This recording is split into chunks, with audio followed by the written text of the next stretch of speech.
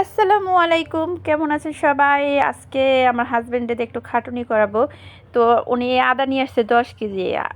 কিছুদিন আগে আনছে 5 কেজি, আবার আনছে 5 কেজি। এত আদা আনছে দেখে আমি আবার রাগারাগি করতেছি। তো উনি অনেকক্ষণ ধরে আইনা রাখছে, আমি আর কি রাখি না, কে বলছি যে পরে রাখবো রান্নাবান্না কমপ্লিট করার পরে। না, এখনই রাখলাম না কেন, তাই নিজে নিজে রাখতেছে। তো আমারও একটু ভালো লাগতেছে, আমার কাজটা একটু এগিয়ে দিতেছে। তো রাখুই। তো আমি একটু খেপাচ্ছি ওনাকে, ওনারে একটু রাগানোর চেষ্টা করতেছিলাম। সত্যি কথা বলতে, কাউসারের বাবাকে খেপাতে গিয়ে আমি নিজেই খেপে গেলাম। মানে ওনাকে আমি রাগাতে পারি না, যত রাগাই আমি আরও নিজে হেরে যাই। তো আলু পেঁয়াজ আদা এগুলা কাউসারের বাবা বলতেছে মিক্সির নিচে রাখতে, আমি তো কিছুতেই রাখবো না। কারণ কিছু লোক আছে এগুলা দেখলেই শুধু মানে চাই আর নিয়ে যায়, কিন্তু সহজে ফেরত দেওয়ার সময় ফেরত দেয় না। আসলে এটা অনেকের স্বভাব, নেওয়ার সময় হাসি খুশিরভাবে নেয়, চাইতে গেলেই মুখ বেজার। আমি সহজে কার কাছে চাই না, ওনারাই আইসা নিয়ে যায়, এর জন্য একটু রাগাইতেছি কাউসারের বাবার সাথে। এনে থুইবেন কে?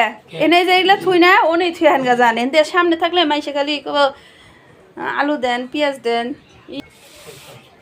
আলু থুই হেন, পেঁয়াজ থুই।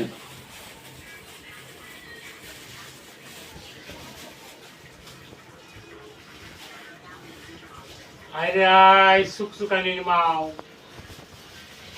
সুকসুকানির মাও।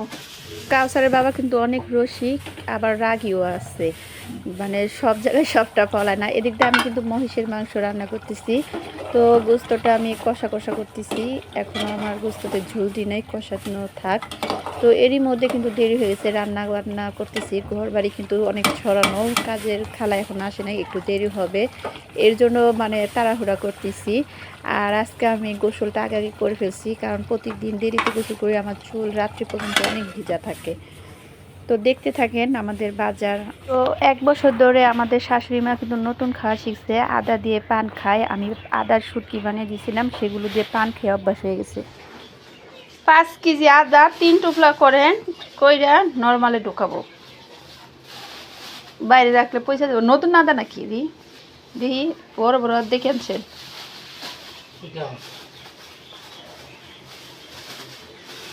5 কেজি দিয়ে শুটকি বানানি হবো, আদার শুটকি। আর 5 কেজি রেখে দেওয়া হবে। কাউসারের বাবা কিন্তু কাজ একটু একটু করতে চায়, আমরা কাজে খুদ ধরি দেখে তাই করে দেয় না। সামান্য এগুলা রাখতে কিন্তু দেখলো রান্নাঘর সরানো, এর জন্য মানুষের চোখে পড়তেছে, এর জন্য আইসা মানে গুছিয়ে দিতেছে। ভালো করে পেঁচে দেন, চ্যাপটা করে দেন। হয়েছে।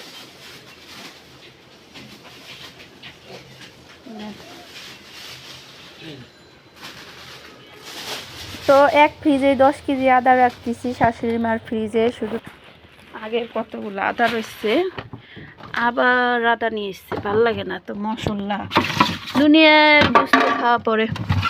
এই যে আদা। তো আমার শাশুড়ি মার নর্মালটা কীরকম জানি, বেশি উঁচা না, তো রাখতে খুবই কষ্ট হইলো। আমি এই যে চাটা দিয়ে রাখতেছি, ফ্রিজে কিন্তু বেশি তরিতরকারি নাই, তারপরেও কিন্তু রাখতে অনেক কষ্ট হইতেছে। তো আমি এক হাতে মোবাইল নিয়ে আর এক হাতে এক টোপলা টোপলা নিয়ে নিয়ে রাখতেছি। তো ওই যে কাউসার বাবা তো প্যাকেটিং করেই দিল। বড় কাউসার সামনে যে চুল অনেক বড় করছে, কাটে না দেখে ওর বাবা ওকে বলতেছে, সাররা তোরে দেখলে কি বলবো। আমি এক হাত দিয়ে এক প্যাকেট নিতেছি দেখে আমার একটু কষ্ট হইতেছে। আদাগুলা রাখলাম, এখন খাটে নিচে আলু পেঁয়াজটি ঢুকাইতে হবে। তো পুরো ভিডিওটা জানি না কেমন লাগছে, আমি যেভাবে কথা বলি, যেভাবে সমস্ত কিছু সত্যটাই তুলে ধরলাম। তো যদি ভালো লাগে তাহলে একটা করে লাইক কমেন্ট দিয়ে দেবেন, প্লিজ একটা সাবস্ক্রাইব করে দিয়ে আমাদের পাশে থাকবেন। আল্লাহ হাফেজ।